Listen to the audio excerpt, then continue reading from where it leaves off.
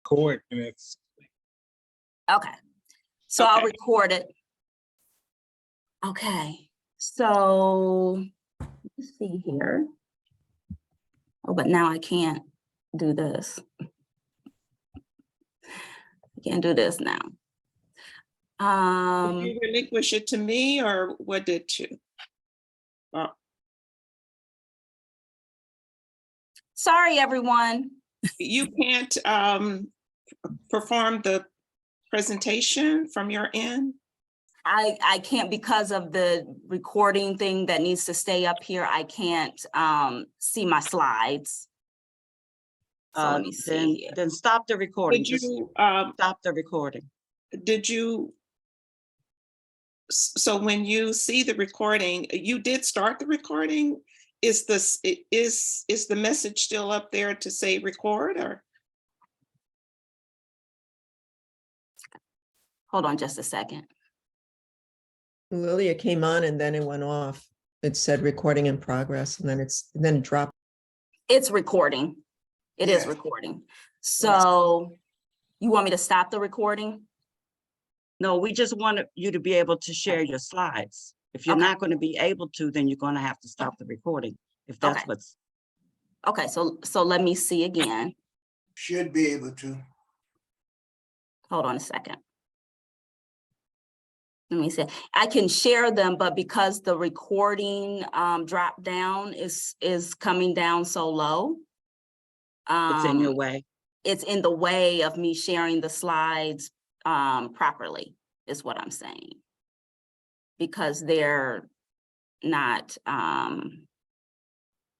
fully visible. yes, thank you.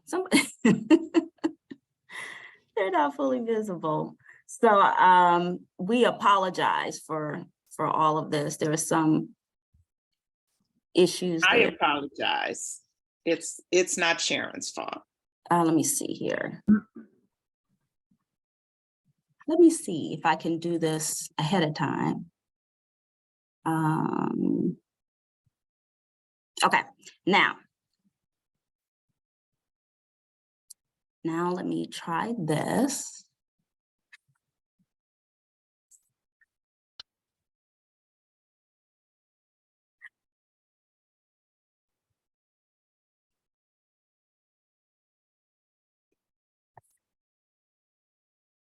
Okay, that's still doing that. But you know what? Can we do it without the recording? Oh, wait a minute. Well, hold on. Both should work.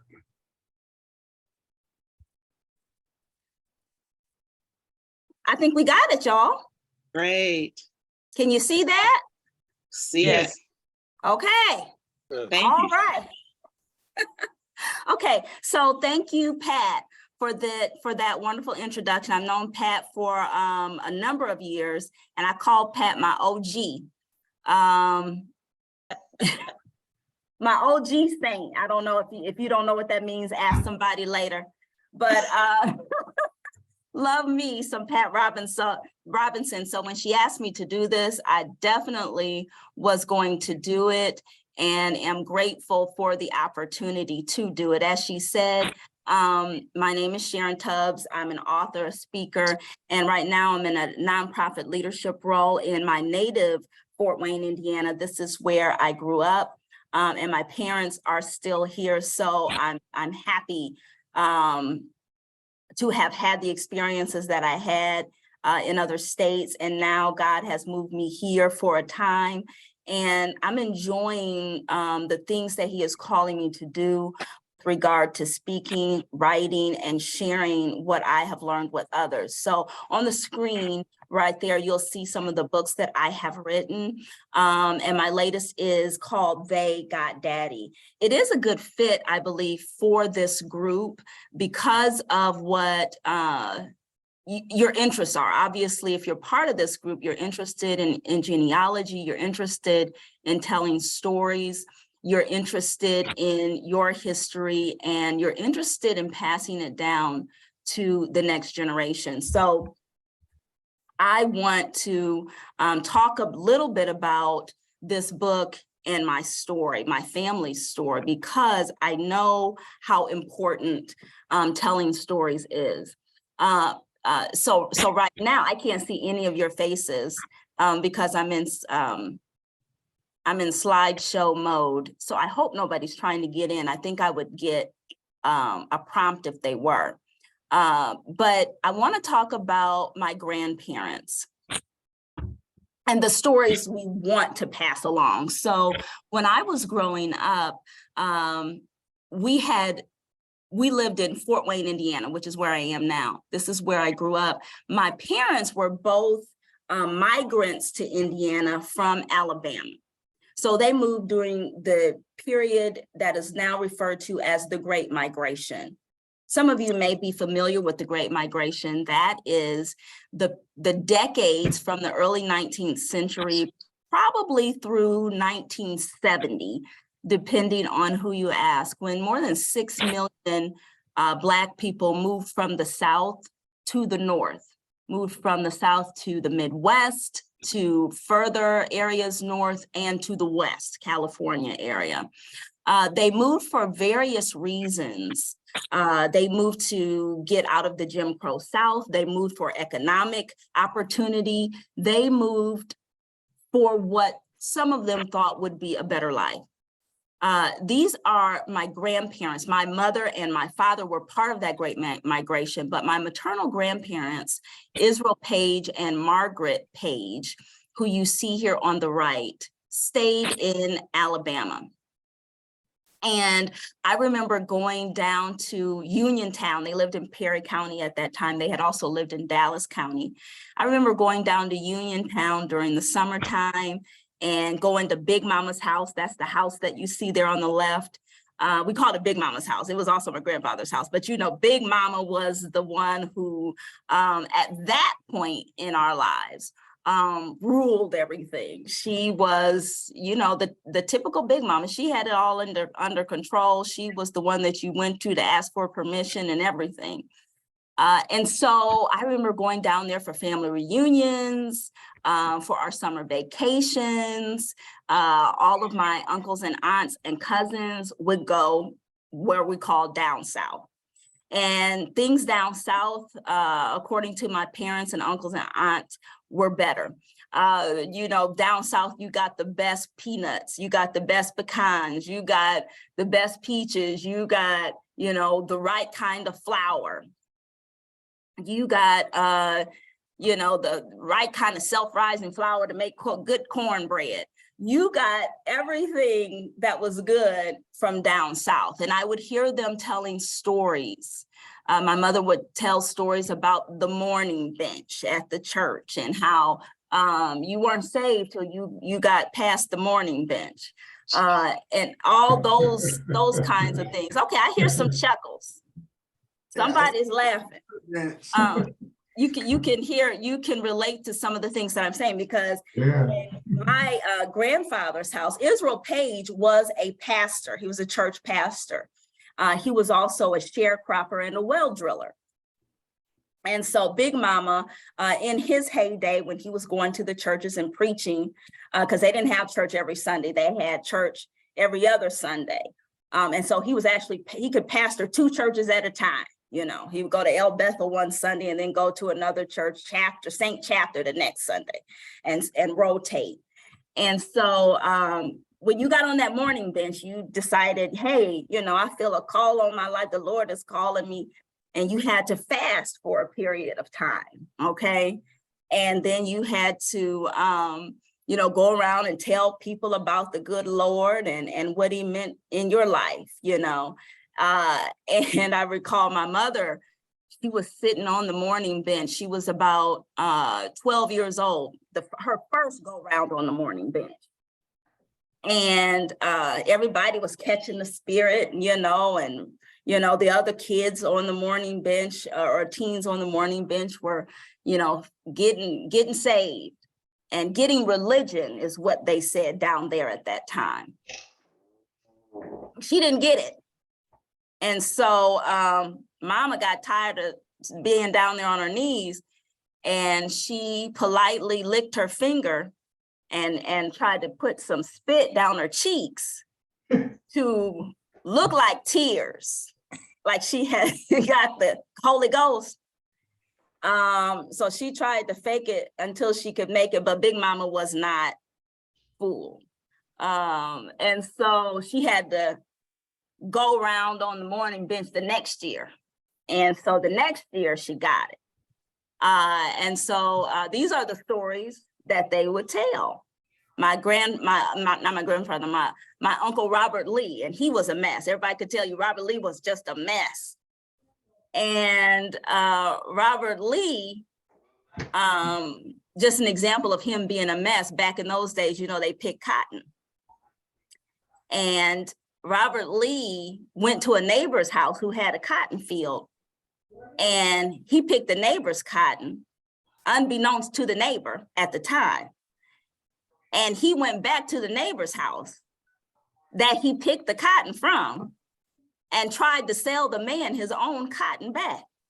Y'all see, Robert Lee was a mess. These are the stories that we like to tell at the family reunion, and we just laugh and shuck it up and talk about the humor and the family bonding, the love that came forth.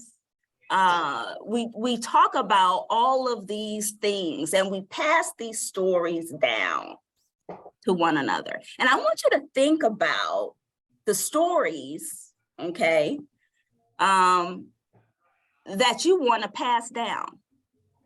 What are some of the stories that you hear at your family reunion or at when people get together? It might even be for a funeral. The only reason that we started our family reunions was because one of my uncles, Israel Jr., noticed that the only time people came together in our family was for funerals. So he didn't want that to be. So he started the annual family reunion.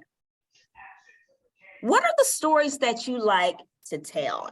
Is anyone, just one person, brave enough to tell me one of your family stories real quick, a short one? Come on, Genealogy Society. I'll tell History. one. Yes, Wendell. Yeah, I'm Wendell. Actually, I'm from Indianapolis, Okay. born and raised there. So Fort Wayne is somewhat familiar. But the story I want to tell is there was a lot of family communication that perhaps 3 of the 10 of my great-grandparents' kids were fathered by a white doctor in Adams Station, Tennessee. And so my great-grandparents, Nelson and Mary Jane Ford, had 10 kids altogether. And all of their kids were listed in the census records from the 1880s up until, actually, they both died in the 30s or 40s, and their kids were living with them, some of them, but I haven't been able to dispel whether that is a rumor or not, but I believe it's more connected to my great-grandmother, who I believe was a mulatto. Okay. Thank you, Wendell, for sharing that. I mean, those are the things that are just floating in our family history, those stories that kind of come out just a little bit. That's one that comes out just a little bit. You're not really sure that Logically, we tell. it doesn't make sense. I'm sorry? I was saying logically, it doesn't kind of make sense to me, but. Okay. But there are some stories that we tell willingly and we laugh about. There are some stories that we wonder about. And then there are those stories that we don't want to tell. There are those stories that we silence. Okay. And so one of the stories that our family silenced came about in the 1950s. And it was the catalyst for this book. I was a little girl in Fort Wayne, and we were watching a newscast, a news broadcast one day. And I was sitting on the couch with my mother.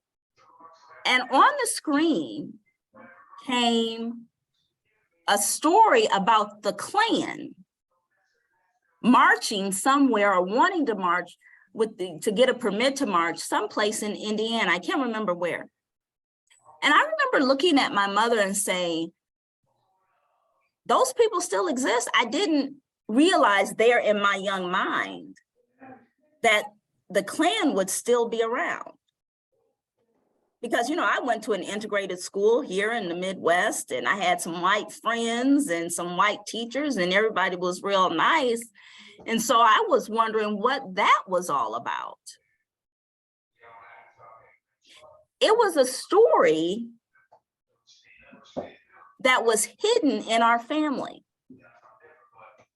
And somebody, I want to interrupt real quick. Somebody has the TV on or something that I'm hearing in the background, and I can't mute because I have I'm screen sharing, but if you could mute yourself. But I looked at my mother and I asked this question, and she said to me, yeah, they're still around. They got daddy. And I said, what do you mean they got daddy? What are you talking about? She was talking about her father. And she told me that her father had been kidnapped by some Klansmen. And she didn't remember the details because at that time she was, you know, a young teen. And she didn't know all that had happened. And so from that day on, those words rang in my spirit. They got daddy, because I wanted to know who got him. How did they get him and why? I, growing up, knew who my grandfather was, but I never knew my grandfather. The person that you see here in this photo, this was taken years before I was old enough to remember him. And by the time I remembered him, he had dementia, some form of dementia, so we believe. And so he and probably had some injuries and repercussions from the kidnapping. And so I didn't know him. He had a lame arm. And in fact, when we went to Big Mama's house, I was afraid of him because he looked so different. And so when she said they got daddy, it was my first introduction to him having a life, to the life that was his before I knew him. And so I wanted to find out, who was this grandfather? What was he all about? And how can I look into this? So I always had this kind of inquisitive mind.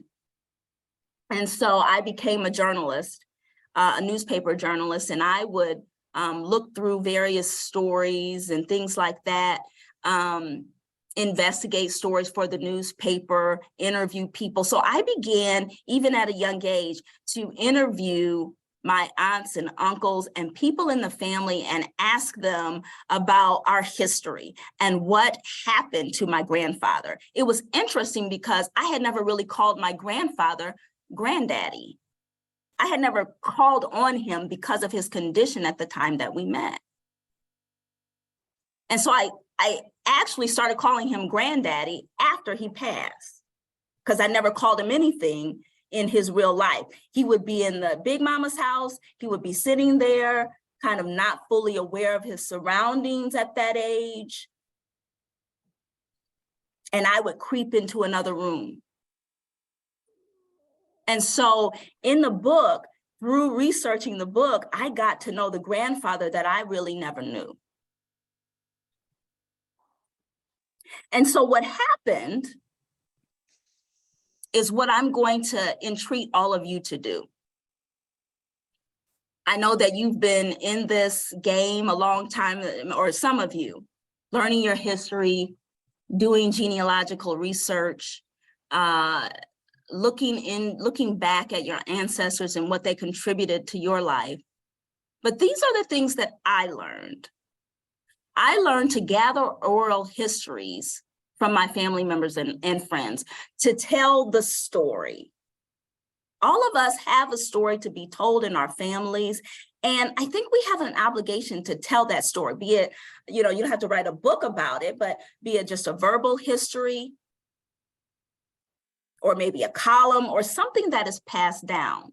So I began to gather these oral histories, and they would tell me from my uncles and aunts, this is what happened to Granddaddy. We don't remember all the details, but they remembered the trauma. Their bodies and their minds and their hearts had captured the trauma of it, even if they didn't know all the details. And what I heard from them was Granddaddy had been kidnapped after he sued a white man.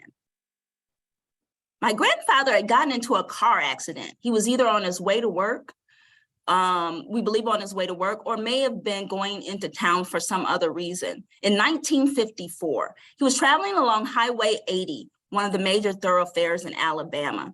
And a sheriff's deputy broadsided him, who was coming down Indiana State Road 5 from Talladega County. Hit him right there, just a T-bone accident. The sheriff's deputy and the 3 other people in his car walked away with some minor injuries. One had a broken leg or what have you. My grandfather lost the use of his arm. The car was mangled and he could no longer drive. He could no longer not only drive, but he could no longer work. I told you he was a pastor, but he was also a sharecropper and a well driller. And obviously the well drilling was the way that he supported the family. People didn't give tithes. Well, they may have given some tithes, but the tithe wasn't much to support a family at that time. So he earned his living through well drilling. He could no longer do that because now his right arm was mangled and lame.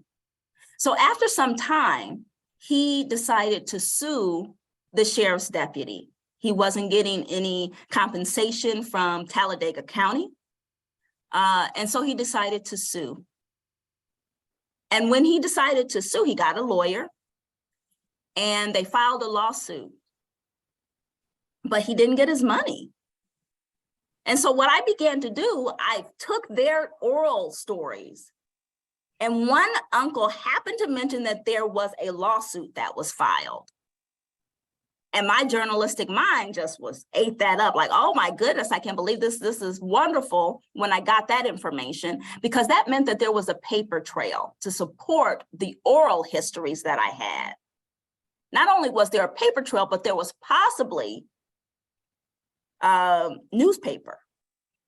And when I say paper trail, there was a court documentation, but there could also be possibly stories in a newspaper, because I know what newspapers write about. I was a journalist, so I was like, wait a minute, if this happened like they say it did, this could be somewhere in somebody's newspaper. So number 2, I began to research.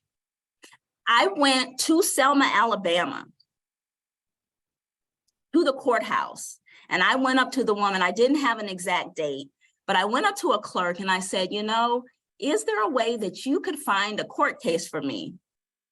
Somewhere between 1954, probably 1960, 59 or 60. And I knew those dates from the oral histories because I would ask my family, okay, well, how old were you when this happened? What age were you when that happened? And I could then deduce what the time frame was. So the clerk looked at me like I was crazy. And she said, 1959, what are you talking about? But she said, I'll try. She went down to the courthouse basement and she came back and she said, you are one lucky lady. She handed me a blue file and the pages inside were crisp and white, like it hadn't been touched for years, which it hadn't been. It was the lawsuit that my grandfather had filed against a man named Brantley Lee. He was the man, the sheriff's deputy who was in the other car. So now I had something really to go on, because in this, I had all kinds of information.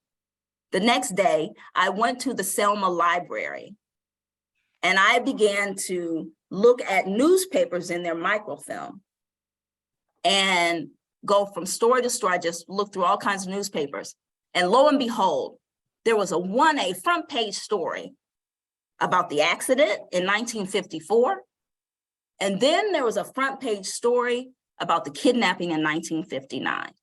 But what had happened was the story had wound itself through the courthouse for 3.5 years. The night before the trial, the civil trial, where everybody knew that my grandfather was going to win. There was so much evidence. The highway patrol had even faulted the sheriff's deputy. The night before, he was tricked by 3 white men who came to the house, 3 or 4, who came to the door and posed as preachers who wanted to talk to him about churches in the area. And as he stepped out and they asked him, hey, chumming with him as fellow preachers and man of God, they coaxed him to the car to look at a dog that they said was lame, and he knew something about dogs. And my grandfather liked to talk. That's something else I found out about him. He really liked to talk and chum it up. They went to this car, and when he got there, they kidnapped him. So I found all of this out, these details, in a newspaper story where my grandfather was actually quoted. A reporter who was big time in the civil rights movement at that era actually went and interviewed my grandfather and captured his words. It was a sad story, but it was what a gem for our family to have his words, his story told in his own words about this kidnapping that occurred. He did live beyond the kidnapping. He made his way home after a white friend drove him back to his house, his former employer in the well drilling company. And he never sued. He never pursued the lawsuit. I tell y'all that, but still get the book because there's so much more to the story. I told you some highlights, but I think that you'll be interested in the detail that I was able to capture through documents, newspaper stories, and oral histories. One thing I want to tell you, if you're going to tell your story, your family story, don't be shy about telling the tension in the story. Just like Wendell was talking about with this idea that some of the family members may have been fathered by a white person. That's not a purely happy idea in the family, I'm sure. No. But whose history is squeaky clean? None of us have, especially as African Americans or people who can relate to our stories, we know that there are things that happen that we wish didn't happen. There are parts of our story that we don't tell at the family reunion during the happy parts. But those stories still deserve to be told. It's just a matter of how you tell them and when you tell them and who you tell them to. If you're going to write your story, I would recommend number 4, using a storytelling approach. So when I was doing the story of my grandfather, what I did was I was sure to ask people details, not just about the incident or the accident or the kidnapping, but about the family surrounding this story. I would ask, okay, so what happened when Granddaddy used to wake up in the morning? What did he do? What did he and Big Mama do? How did they start their morning? And from that, I could paint a picture of what was going on at that time. My mother said, well, Big Mama would get up first and she would cook the biscuits. And then, make sure that he had some because they had biscuits in the morning time mostly. Maybe put some syrup on them. And then Granddaddy would get up and, he would eat a biscuit and maybe he would crack an egg. He ate eggs raw, which is really gross to me. But that was the detail about him you know, that he could crack open an egg and just swallow it. That I didn't know. It's just interesting. And it helped me to tell the story, and it helped me to know this grandfather that I never knew. And when you're telling the story, number 5, I'm going to get off y'all Zoom. I don't want to keep you too long. Be as accurate as you can with what you know. I still don't know everything. But if I tried to know everything, every detail, wouldn't have never written this book. So be as accurate as you can with what you know. Ask plenty of questions, get a story, get the details, the description of how people lived when the story was taking place, so that you can paint a picture that's interesting and compelling for people to read and to hear. I could say that through this story, I found healing that I didn't know I actually needed. Through this story, as I was writing it, as I was coming to terms with what happened with my grandfather, I began to experience memories. And I say experience memories because there were memories that came up and I found myself tearing up. Things, microaggressions that happened to me.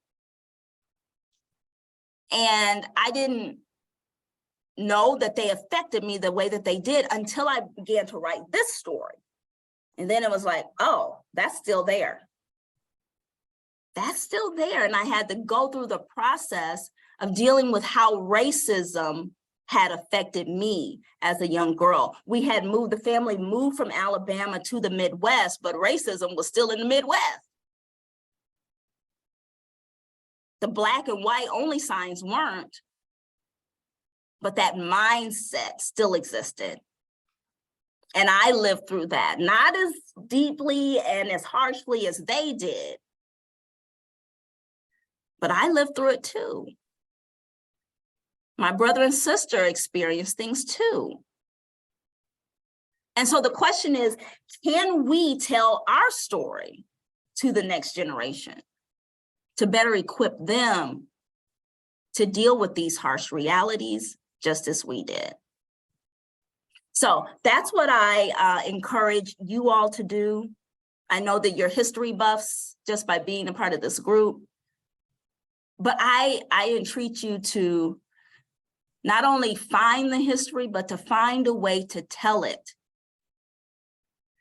to those who are coming behind you, to tell it to those around you, because it is important. And I feel that we're called to do that. Are there any questions for me as I'm talking? Because this is my contact information. I have a website, SharonTubbs.com. You can email me at Sharon@GoMoveForward.com. That's the company that I had started when I was in Florida. And you can order They Got Daddy, One Family's Reckoning with Racism and Faith. You can order that anywhere books are sold. You can order it on Amazon, on BarnesandNoble.com. You can get that anywhere, or you can just go to my website and order it from there. Any questions for me? This is Wendell. I do have maybe not a question, but a comment. Yes. You mentioned your experience, or your maybe not experience with the Klan, and your experience. You had white friends and this and that. You were from Fort Wayne. I was from Indianapolis.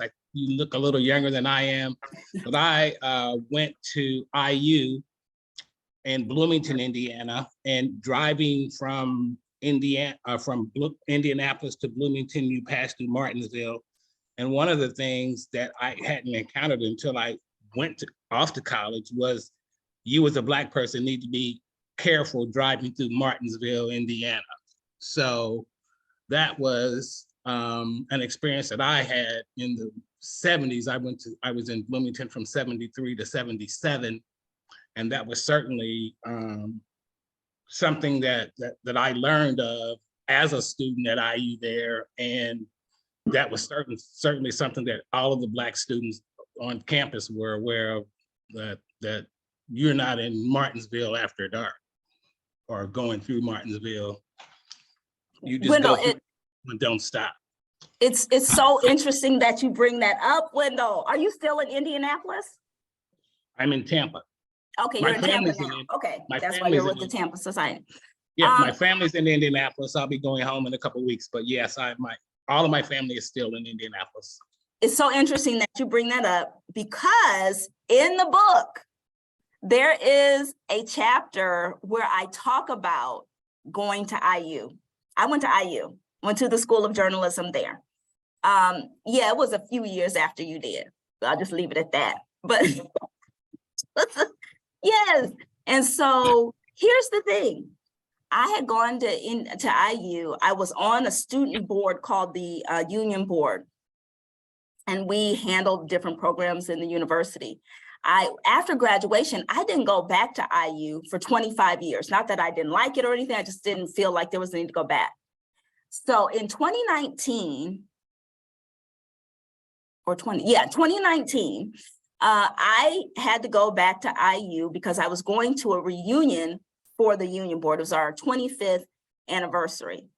And I was driving down to Bloomington from Fort Wayne, which means that you have to go through Martinsville. Correct. Yep. When I was going to IU as a student, I did the same thing. We were still doing that in the 90s, Wendell. We were still making sure that we didn't go through Martinsville after dark.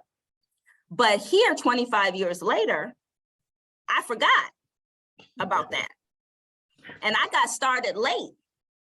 And as I was on the highway, I got hungry. I was like, oh, I'm late.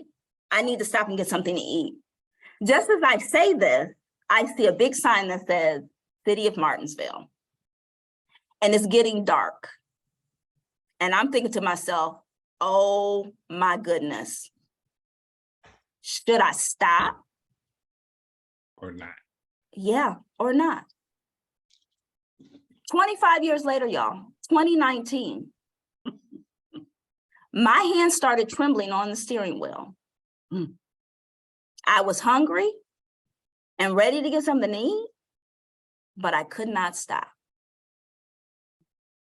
I kept driving, as hungry as I was, till I got to IU. And then, on the safety of the campus, I got something to eat. And I thought to myself, this is crazy. You're a grown woman. You've been to Africa. You've been a journalist. You've gone up to people and asked them, did you do it? You've done all kinds of things and you can't stop and get a burger because it's dark in Martinsville. And that was my reckoning that there was trauma there that I hadn't even known about, that I hadn't dealt with, that my body was feeling something. You know, there are studies out now that say that trauma can be passed through the DNA. That when a person experiences trauma, okay, their body adjusts to cope with that. And that adjustment in coping is passed through DNA. So I began to wonder if the sadness, the grief, and the things that my parents experienced was coming down through the bloodlines. And I believe in some way it did. So, I mean, there are a couple of different stories that I go through, and I won't take up y'all time because I know you have a meeting today as well. But I thank you, Wendell, for bringing that up, because that's definitely something that I relate to wholeheartedly. It's a specific thing that people think is crazy now. Like, why would you, be afraid? It's 2019. But those fears are still there. Whether they're justified or not, I don't know. Nobody would have attacked me if I stopped at McDonald's. Not that I would have stopped at McDonald's, I don't like McDonald's. But I probably would have been okay. but I didn't feel okay. I would have stopped anyway, Mhm. regardless of whether or not I felt okay or not. But the fact that we're still talking about having this same conversation, I Yeah. think is the point. So, Yeah. Mhm. and I don't know, Martinsville was a heavy seat for the Klan in Indiana. And so it has very deep seated attachments and roots in the Ku Klux Klan organization. So Yeah. Martinsville in particular probably doesn't have the same or carries an additional stigma that other cities in Indiana does not. Yeah. But Martinsville itself does connote a antenna raising potential experience. So. And they came out a couple of years ago to dispel that. City of Yeah, Martinsville. yes, the city of Martinsville. It stemmed from a murder that occurred in the 1950s or 60s of a Black woman who was going around selling encyclopedias, I believe. And she was murdered by a white man. And that's where that stemmed from. And so a few years back, they actually invited that young woman's family to Martinsville and had leaders come there and basically say, we're not racist, everybody. So, you know, so yeah, that stigma exists within us. But you're in Indiana, but so put a little asterisk by that. So that sounds like what they call a sundown town. Yes, You shouldn't be there after dark. yes. But I'm sure they kept that going for a long time because it was convenient for them, that they had people afraid, you know, people of color afraid to come into their area. But I would dare to say that there's a sundown town in every state and city. There still exist. And Sharon, you didn't want to be the next family story for somebody to research. Said, I'm not taking this chance. I'm trying to finish my story. I don't want to be the story. Yeah, but I'm enjoying your book. Thank you. Oh my goodness. This is my friend now. This book goes everywhere I go until I get to the end of it. It's a fascinating read. Thank you, Pat. And I'm telling you, I just admire your writing, the research, and the introduction is a lesson all on its own. Oh, goodness. Okay. Thank you. The introduction is a lesson. So thank you very much. Thank you. Yes, I want to comment, Sharon, that I have truly enjoyed your presentation. Thank you. And I can identify with so much of what you said today. Mhm. And I think that the most important part to me is when you say that we want to equip our next generation. Mhm. If there's nothing else that we can do for the generations to come, is to equip them Yes. to be able to learn from what we have gone through and not be ashamed or embarrassed about it, because you spoke on that too.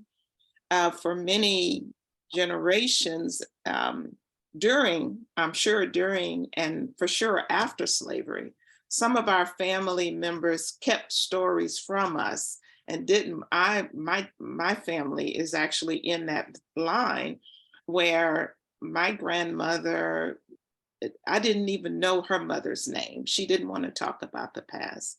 Mhm. But to me, and what I've done is just open it up.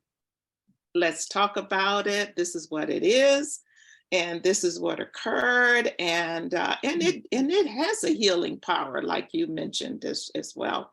Talking about it is a healing power, and I've experienced that and can certainly identify. So thank you so much for this, and it's still open for comments if anybody wants to say anything.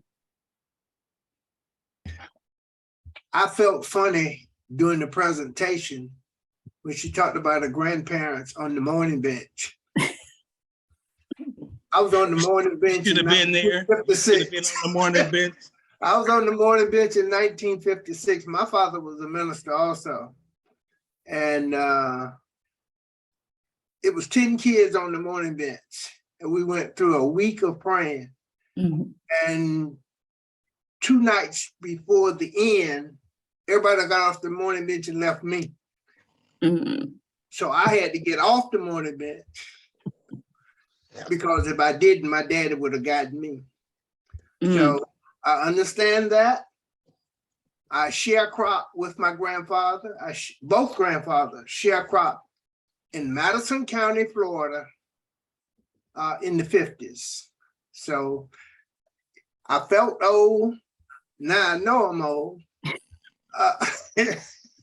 But everybody in my generation is well aware of the morning bench. That's how you got religion. And there was a saying, I'm so glad way down in my heart, I got Jesus. Everybody got off the morning bench with that same song. And I told the story this Christmas to my youngest daughter, who's 30.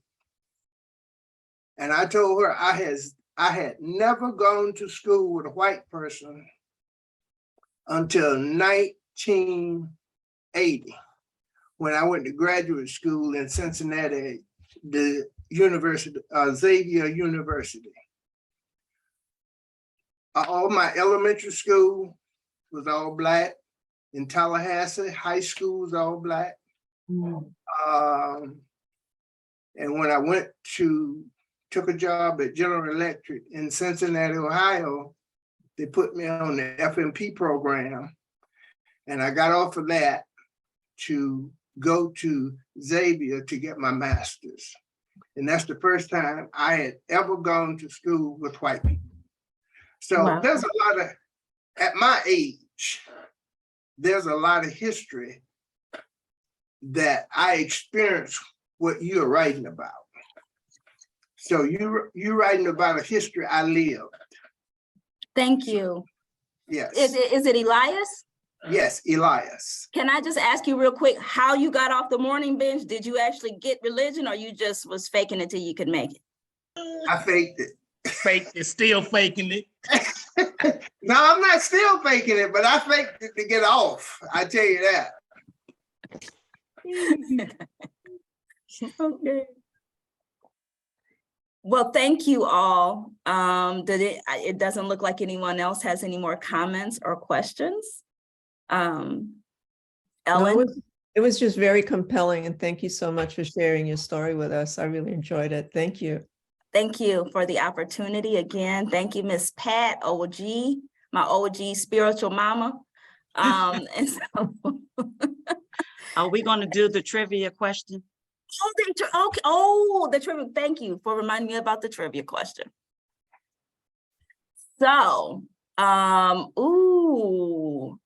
so the trivia question is a question where I'm going to ask a question and do what? And then somebody who answers it correctly will win. The first one who answers it correct. Okay, so y'all better get off mute. So you can be among the first to answer. Or, question. raise your hand so we'll know first who it is, okay? Okay. So, this is going to be hard. So you probably had to take notes for this. What county did the sheriff's deputy who broadsided my grandfather in the accident, which county in Alabama did he work for? Oh, Lord, okay. Okay, Elle has her hand up. Or I'm sorry, Cheryl said something, but I didn't hear. Girl. Okay, that might have been just mute. I mean, that might have been just background noise. It didn't sound like the right answer. Talladega? Okay. I think Elle had her hand up. Elle? Yeah, she said something. Go ahead. Go ahead, Ellen. Oh, Talladega? Talladega? Oh, I meant the I think Elle it's Perry lady. County. Oh, okay. What was the county? I think it's Perry County. Okay, Okay, is that what L was saying? Yes, Perry County. Okay, because I can't, I'm sorry, I'm saying L because I can't see your name. All I see is an L. Okay, so That's L said Perry is- County Yes. okay. and So Ellen that's- said Talladega County. Tola, But Lavinia, you said, Perry, I said Perry County. Okay, Lavinia.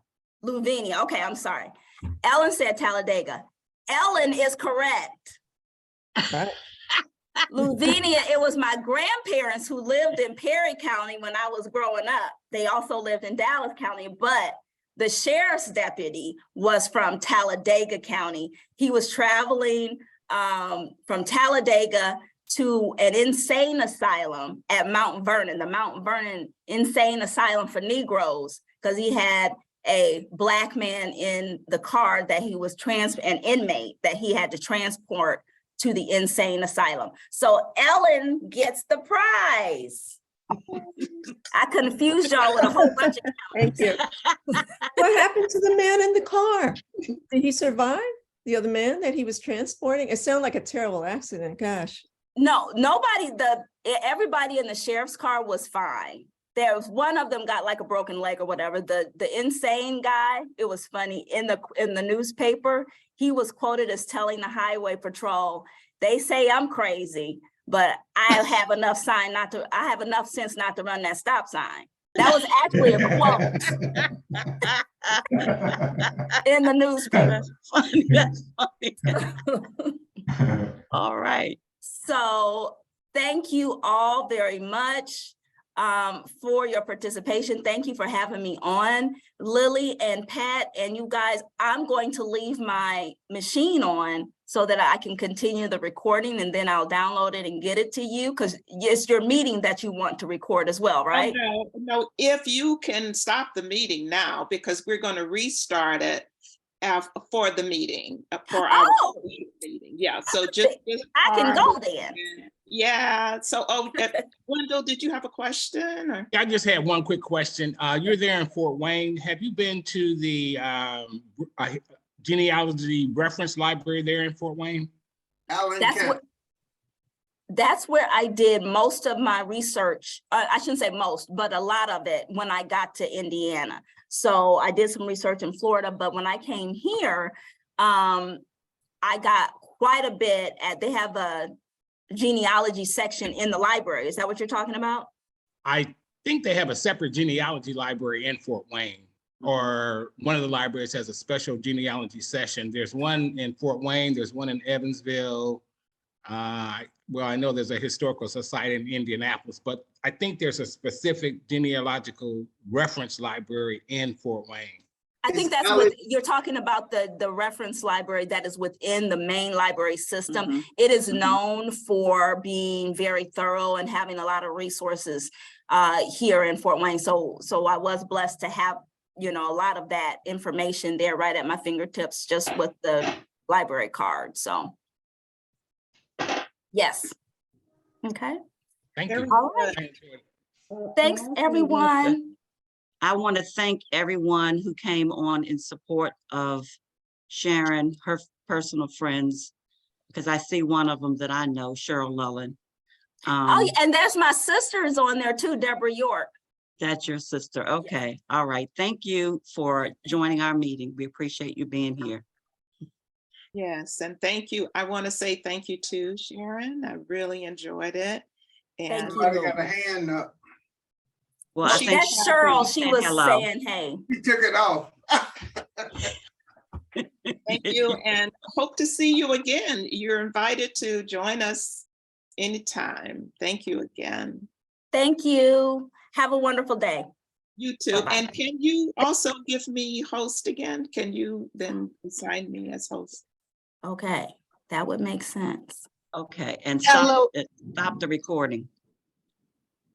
I just wanted to say hello to my dear friends. Hi, Sharon Tubbs. Hi, Sister Sharon, Deborah. Hi, Miss Pat. This is Cheryl. Hey, Cheryl. Hey, Cheryl. Glad to hear your voice. Hey, sure. As well as yours. Hello, everybody. That was a wonderful presentation. Yes, Sharon, I will be picking the book up. Thank you. Okay, thank you. I do have the host ability. Thank you so much, Sharon, and thank you for also recording the meeting for us. And I'll be in contact with you. Thank you. Bye-bye. Right. Right.